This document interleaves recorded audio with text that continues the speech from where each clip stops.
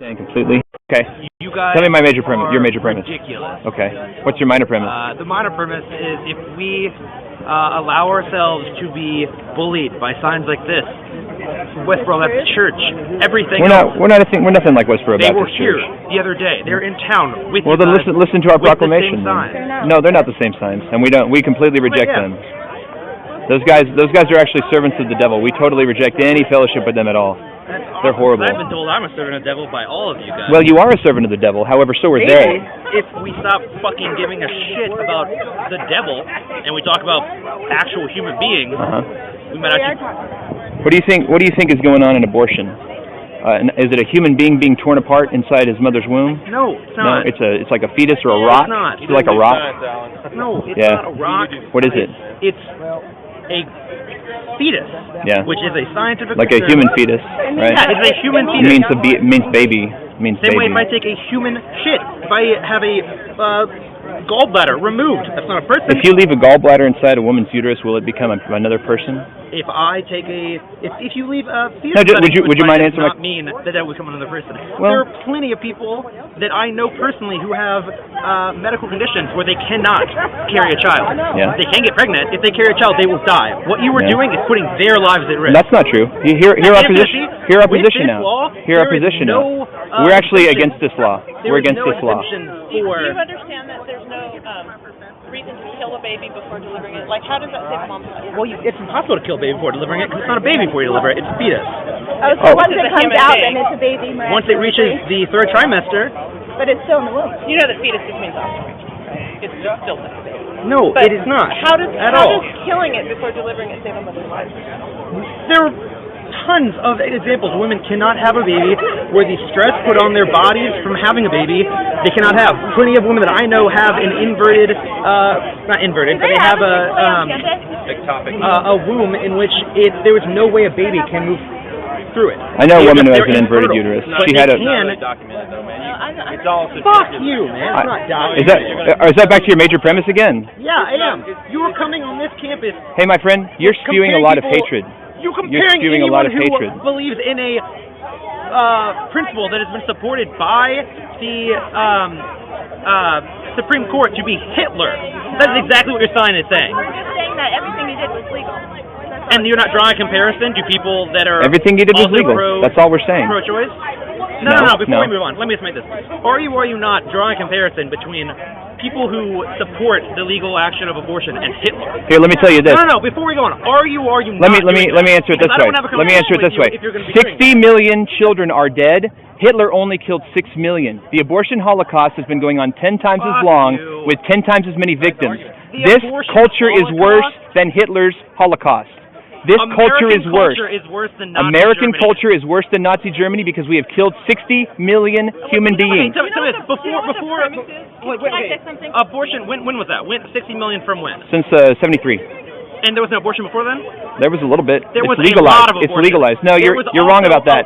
You're wrong about that. You had women dying. You're wrong about that. You're wrong about that. Wait, I'm wrong about which one. That there was abortion beforehand. That women died from back. That there were a lot. You're wrong about that. There were a lot. Give me a number. You don't know. No. How many were you? I know that one of the leading causes of death before Roe v. Wade was botched abortion. How do you know that? No, that was a lie. That is not. It's a lie. Made up, and one of the leaders that made it up has come out and said, we've lied to you. There were You've been lied to, bro. Okay. You've been lied to. 100,000, there were 1,000. Let's look at other countries.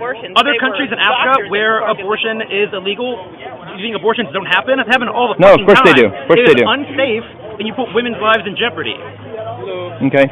What about abortion? It murders babies, right? No, it doesn't. Yeah, it does. You're starting with that premise. How do you know when a baby becomes a baby? How do you know? Don't tell me when it does. Tell me how you know. Tell me that. When a baby becomes a baby. Yeah. When does a fetus become a human being? Answer me that question. I would say when it is viable and could live on How do you know that? I go by what the science tells me. How do you know what science tells you is right? Science tells you? Okay, how do you know what the Bible tells you is right? I'd be happy to answer that question, but because first you answer my question. You're a believer and you believe just in answer. faith. Just answer my question. I Don't you have faith? No. You don't have any faith? Not in. So tell me how you know. Okay, good. In a sense that any axiom you're taking. Okay, now we're getting there. Which is a logical fallacy. No, it's not a fallacy. That's not a fallacy. It's a true comparison. Based on logic is not the same thing as a Christian faith. But God is my logical presupposition. He's actually necessary for all reason and intelligibility. Yeah, it is. Sure he is. Tell me why God. I'm not Tell me even why saying that God. I believe in God. Tell me why God is not the logical presupposition. Have you ever read Kierkegaard? No. Okay, I know about him. I'm not arguing that God doesn't exist. I'm saying the idea of having a faith-based assumption is something that you cannot. It's a leap of faith. How do you know that? Did you take that on faith? No, that's what. Reason me to that then. Reason me to that. Reasoning. That's just what. So you're taking it on faith. No, I'm saying the Bible. Even you just cut your own position's throat. Do you realize that? No, I didn't. I'm trying to come to No, your you're cutting your own position's throat. You're saying self-refuting things. I'm saying even in a Christian tradition, belief in God is based on faith. That's not true. That's not true. Belief in God, everybody who have seen who have not seen and yet believe. Yes. Yes, who have not seen and yet believe. You know what the Bible also says? It also says that every single person in the world knows that God exists because he has revealed it to them through his eternal power, his divine nature, and also having made the universe, and also writing the law of God such that we feel guilt for when we do wrong in our hearts. Everybody knows that God exists, but we suppress the truth and unrighteousness. That's ridiculous. Because we love sin and darkness. Why is it ridiculous? Tell me why. I mean, that sort of axiom makes no sense. If that's true, why? Then how come other religions aren't? They're suppressing the truth and righteousness. And you haven't. Everyone else is wrong, but you haven't. I used to, but God has freed me from it. Really? I mean, God has saved me. And he wants to save you too. Did you know that? You are so fucking lucky. Jesus wants. Happen to be No, I'm blessed. Of very people that's ever lived, you're like what? 1 in a billion? Man, I'm not sure. I actually think that the majority. Everyone believes they're right. Every single person. My friend, but we know we're right. There's a big difference. No, I don't. Honestly. Well, why are you even saying things if you don't think you're right? I question it. I believe. I don't know, but I'll question it and I'll be skeptical. I'll be. Honestly, is it right to be skeptical? Christian tradition. I went to Christian school for 12 years. That probably means that you have a lot of clutter to remove from your brain before you can know the Bible. I understand the arguments, and I'm not saying I never even said that I just don't believe that God exists. I don't. Well, you say it's okay to murder his creation, so I mean that's a problem, like a serious problem. No, I don't. Also, you have to take it from a Christian perspective. Nowhere in the Bible does God or does Jesus speak on abortion. Sure, he does. Show me a verse. When he affirms the law, he says, "Thou shalt not murder." You know that is not what I'm saying. That's exactly the point. That's the point, my friend. Life, there was abortions happening. Anyone who harms one of these little ones, it would be better if they would have never been born. If they would have had a millstone thrown around their neck. They harm one of the little ones. Yeah. Okay. Little ones are human beings. I'm going to calm down my rhetoric. Thou shalt not murder. When he's talking about that, we can all agree he's talking about an actual child. He's not talking about a fetus. There is no time in the Bible. Fetus is a child. There's no time in the Bible when Jesus talks about the act of abortion. Yes, he does. But he does. What I'm just saying, you guys act like it's a religious debate. Jesus never talked about it, even though it was happening at his time. Everything is a religious debate. Everything. Have you ever talked about black tar heroin? So is it okay for everyone to use black tar heroin? The society would be better off because Jesus was black tar heroin around during. What about raping goats? Sex with goats. Did Jesus ever talk about sex with goats? Because abortion, there actually were Judaic laws governing abortion at the time. It was a practice that Jesus would have been familiar with, that people around his time would have. And he condemned when he said, "Thou shalt not murder." Do you think sex with goats is okay? I don't really think about it. Do you think Jesus would think that sex with goats is a good thing? Jesus? I don't know. Okay, man. he never said anything about it, right? So maybe he thought it was okay by your logic, right? I'm also. I don't see you guys out here telling people they're going to go to hell, comparing them to Hitler if they're having sex with goats. Well, sure they will. People will go to hell if they have sex with goats because that's unrighteousness. It's wicked. It's wicked, man. Do you know what the gospel is? I don't think that is. Do you know what the gospel is? Yes. Would you share the gospel with me? Just pretend you believe it, like hypothetically. Pretend that I'm you and you're me, and share the gospel with me. Like tell me how it can. We sinned in the garden. We fell. Christ came to redeem us. Lived a perfect life. Died on the cross, sinless. Took on our sin, and rose from the dead. We accept Him. We go to heaven. God looks at Him. God looks at us. Sees His righteousness on top of us. Allows us into heaven. Okay, you're close. Tell me more about myself. Tell me more about my sin. What's my sin? What am I saved from? For all have sinned and fall short of the glory of God. Okay, what does that mean as a result of falling short of the glory of God? We all, according to Christian tradition, go to hell. Right, so we all go to hell. Okay, so we're being saved from condemnation. I really want to know, do babies in the womb go to hell? I don't know.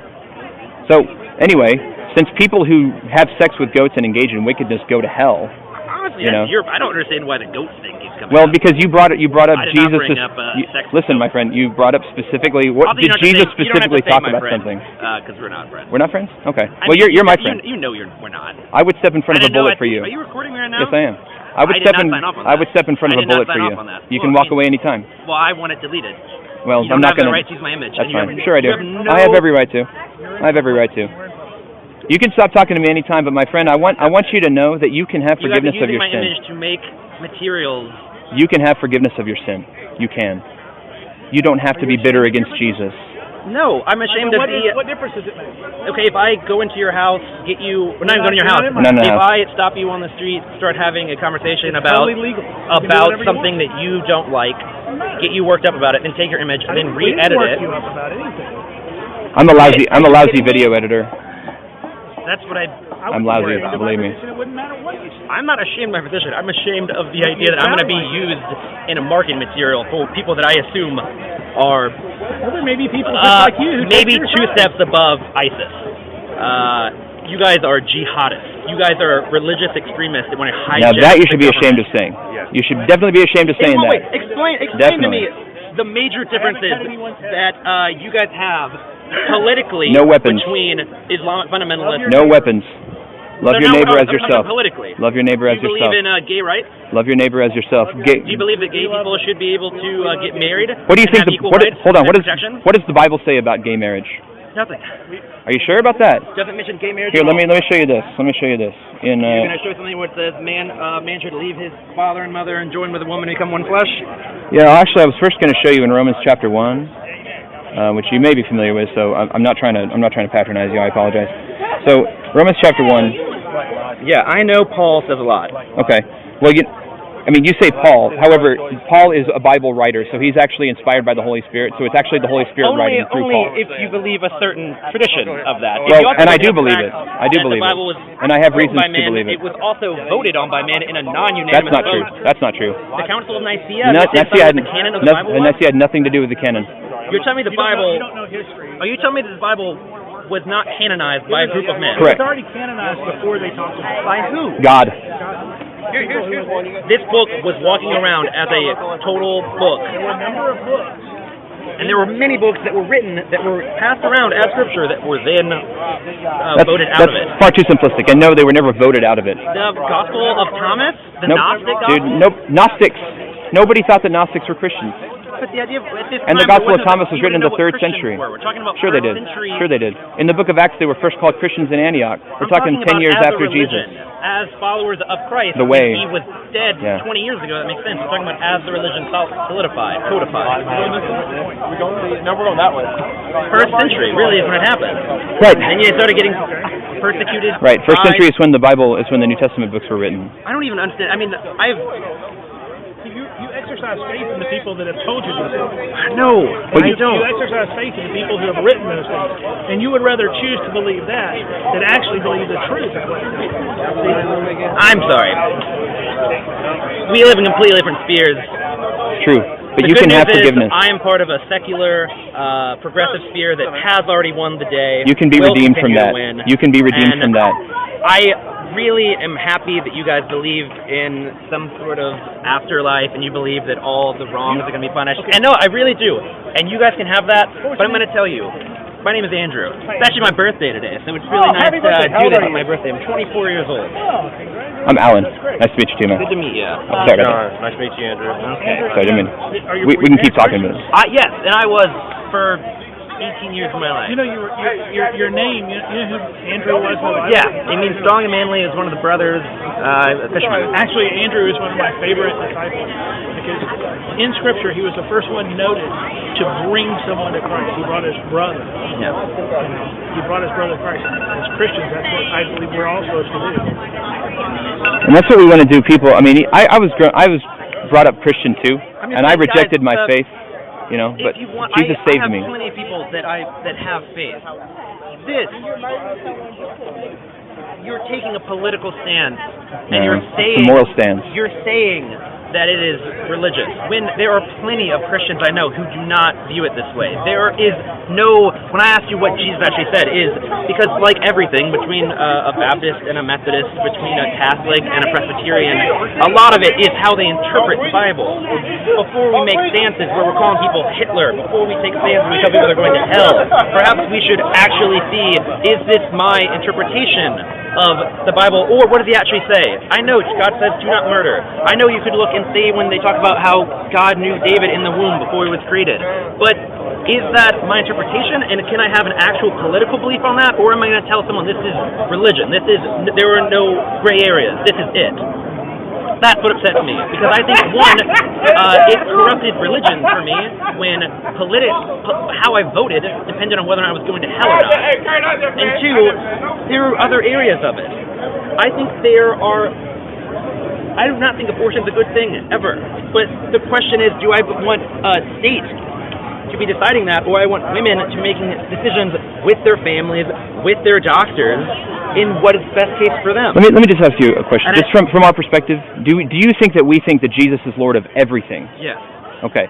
So I think that we probably have our answer as far as why we think that this is why we ought to bring up quote unquote politics in a public arena. Because Jesus is Lord of. You're doing this with well, election. I don't agree with that. Jesus is. Are you not here hold on a second. because of the vote? Jesus is no. We're actually not. I voted no. We think Amendment 1 is a bad idea. Jesus is Lord of everything. Everything. That means it's sin to murder a child that he created. It's sin. It's not bad politics. It's not because it's bad for the country. It's bad because it's sin. It breaks the law of God, and it will bring the curse of God on the individual and also on the culture that accepts it. So we're exposing the evil of this atrocity in the culture, much like we think that German Christians ought to be doing the same thing in the 1930s about the dehumanization of Jews, much like Martin Luther King did 50 years ago in this city. We're exposing the injustice because it's sin. It's bad because it's sin. An atheistic worldview cannot sustain the idea of objective evil. There is no objective evil or good, no objective morality on atheism. You can pretend there is. You can say that you have objective morality for you, but that's by definition subjective. What we're saying is that it is bad, it is sin, and there is an answer. It's Jesus Christ dead on the cross, instituting his kingdom in this world. So you have the choice here. You have the choice between a worldview in which you submit and bow the knee to Jesus Christ, who wants to redeem you and forgive your sin, or you can continue on in your blasphemous worldview that's actually nonsensical and absurd, in which you act like there are moral values, but you can't actually ground them. There's no grounding for any moral values on your worldview. Okay. Even pursuing truth and believing truth once you've found it, there's no moral value to it. It has the same value as not believing truth, which is zero. There's no value to anything if atheism is true. I didn't say I was an atheist. I'm not an atheist. You say secular humanist. Not being. I mean, most of our founding fathers are secular humanists. All that means is they view the world. It's not true. Okay. That is true. But, okay. It doesn't really matter, but I'm not saying true. They weren't also Christians. Being Christian and being secular humanists are not separate ideas. They can. Yeah, they are. Well yeah, they are extremely bad. No, yeah. they are, all secular humanists is saying is in a public sphere we should view things based off not religious dogma. And that's false. That if it is true, if something is true, like you should not murder, that. If God says it and that's why it's true, that's fine. But you can also, if that is true, should be able to make that argument for multiple different reasons. No one. But you can't. It's impossible. You're telling me if you go into a court of law and you try to argue that murder is legal, that the only way you can do it is by going back to... Not legal, but right. Plenty of things are legal that are wrong, like abortion. And also, Hitler used to be legal to dehumanize Jews. I feel like Jews. you're trying to contradict me even when it's unnecessary. No, I really honestly do think that there's a difference between legality and righteousness. All I'm saying is that in this world, rationality should line up with religion if you believe that your religion is correct. Yes. So that instead of saying, oh, well, science is terrible, we need to study the Bible, if God's right, science will line up with it. I would never say that. No, but I'm saying, as a... we can study things outside of the Bible because if God made everything, they'll line up. Right. Rationality should line up with it. We need to prioritize, however, the way that we know things, the powers of our observation versus the powers of God's powers of revelation. There's a big difference between what we can observe, what we can infer from what we observe, and what God reveals to us. Because God's at the vantage point of everything. He sees everything. He knows everything. He created it all. He has decreed everything. We only see a tiny fraction. To a large extent, God is again, going back to the Kierkegaard thing, he is an absolute. He is ultimate good. He is Right. ultimate whatever. That's right. When we talk about good or holiness, what can we actually really understand of it? When Moses wanted to see God, and God passed on him, he had to see his back, because to see full on that, our brain can't handle it. Right. So all we have are shadows of this bigger thing, which is all I'm saying. All we ever are doing, whether or not you fully believe that you are reading the Bible and understanding God's truth, or whether or not you are a scientist, all we really are understanding are shadows of a bigger truth. That is all I'm saying. So that we need to have a little bit of humility when we talk about what is absolute good, what is absolute bad. I'm not saying that if you want to believe that God is that, I don't disagree with that, but our knowledge of that is necessarily flawed, because we are flawed people. We live in a flawed world. No one is going to know the mind of God fully. So, can anyone know truth?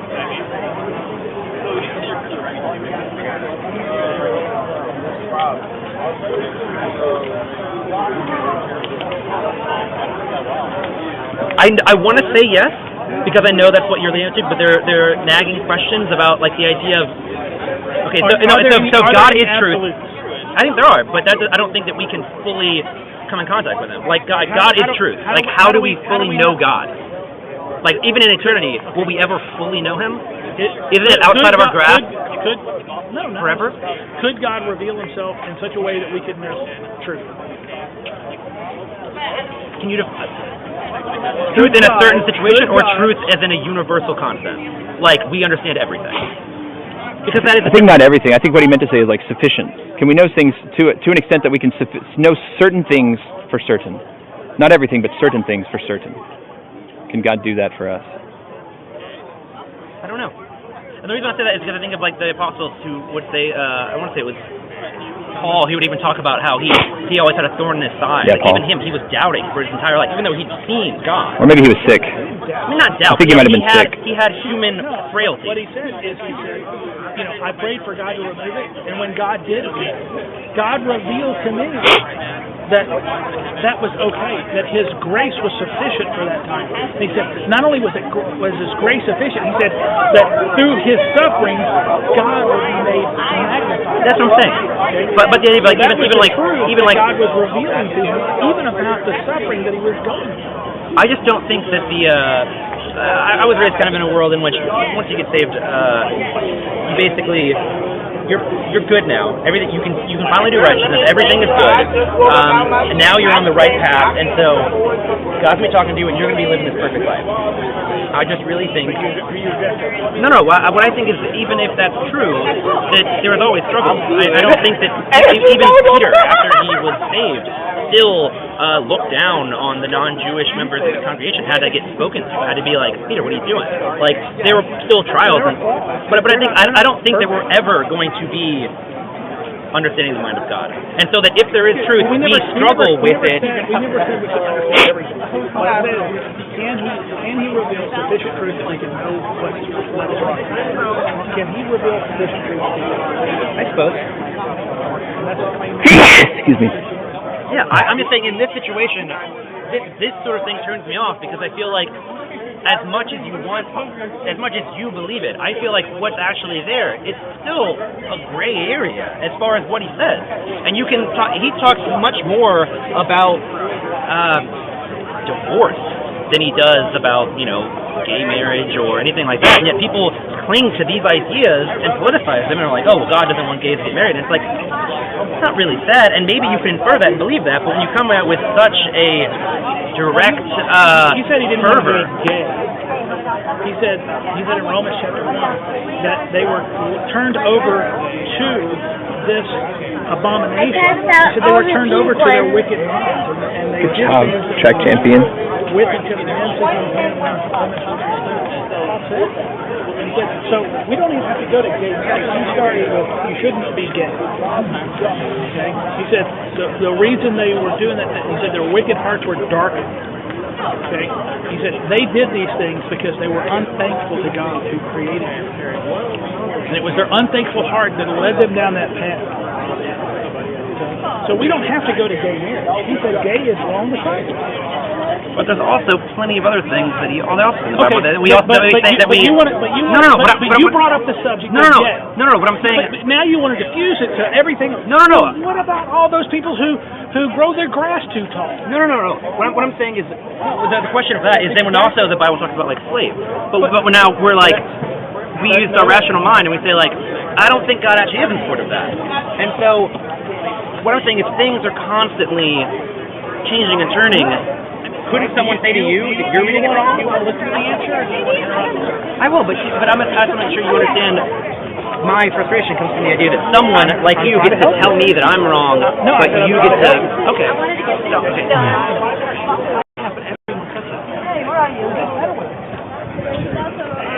I mean, but do you see the... You know the truth. They know the truth. They suppress the truth in unrighteousness. And you can walk away and you can say what God's Word says doesn't matter. That's just what Adam and Eve did. They said, what God says doesn't matter. I'm going to do it on my own. You see, autonomy was the first sin. It wasn't eating of the fruit. To be fair, God put them in the garden to fall. God knows everything. God allowed it. Absolutely. God set them up. Absolutely. So the fall is more on God than on us. No. If He creates two creatures, give them free will, know what they're going to do, then allow a snake to go in the garden, He did it for His glory. So what's your point? I mean, the point is the argument of like, oh, so he said, fell. When really, but you know what he also set up? You know what he also set up? Redemption for the which fall. Doesn't save that many of us. He thought that it was better to set in motion the plan that would lead to the cross and the redemption of a particular people than to keep the garden the way that it was. I understand that. I just think that to me is much more dangerous. That's your biggest problem. See, your biggest problem is you hate what happened then, and you're going to hate the Savior that can save you out of that. Right. No, that's exactly what. Jesus is great, but also you don't very against most of the things that you don't believe in the Old Testament. You don't believe what Jesus talks about. You don't believe the Old Testament or the story of Adam and Eve is the way it was. You want to throw your own self. You want to throw Adam and Eve under the bus, and you want to throw God under the bus. You hate His plan of Adam and Eve, then you're going to hate His redemptive plan of Jesus. And you reject that right now. And you reject it because you'd rather have your sin, the things on your cell phone. I don't care what it is. The things of your life, you want to do it your own way, which is autonomy. That's the sin of Adam and Eve. Yeah, they had free will and they sinned, and did God give them that? Was it God's plan? Yes, but they worked together. But guess what? Those were punishment for that. They were taken out. Not only did they do it of their own free will, and did God plan for it, but what did God also do? He punished them for it. In the Bible, there was a king of Assyria, and he turned the king's heart of Assyria against his own people to come in there and bring them to bondage. Okay, he used this king of Assyria and all of the Assyrians to go in there and take over Israel. But you know what he did? He also punished the king of Assyria for his wicked heart. For what he wanted to do, he wanted to do anyway. And you're going to be in the same boat. Everyone is going to be in the same boat. Your desires are no different. See, you want to say, well, God set them up. It's much like the guy who goes down to the strip club. Okay? You're like the guy, or many people are like the guys who go down to the strip club. And when they go to the strip club, what happens? Somebody goes in behind them and welds the door shut. They can't get out. The problem is they don't want to get out. See, their sin keeps them in there and they can't get out. God offers to you an opportunity. If you don't take it, you're gonna be in there. He offers to His people. He said, if you hear my voice, my sheep will hear my voice, and they will. If you're not, these words, just like the sun will melt wax, right? But it will harden clay. Sun, He will soften hearts. Let it go, bro. I like one of the two are going to happen. I won't put you on. Okay. I won't put you on. Thank you, Andrew. We'll see you on the other side, and we'll appreciate you talking to us. See how it ends up. Can I pray for you? Go ahead. Thank you.